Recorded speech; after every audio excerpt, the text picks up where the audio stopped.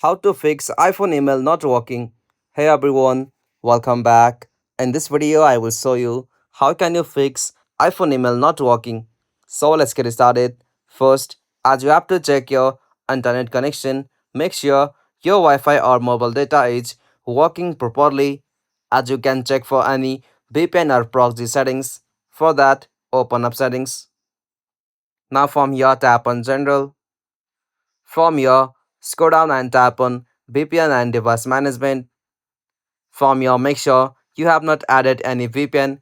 After that, you can simply restart your iPhone. After that, check for any iOS update. For that, from the general section, tap on software update.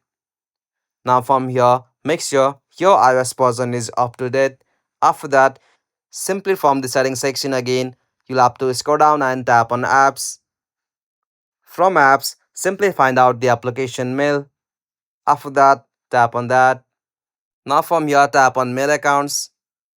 Now from here, tap on delete account. After that, you'll have to re-add that account. After re-add your account and back again with correct credential, you'll be able to fix that problem.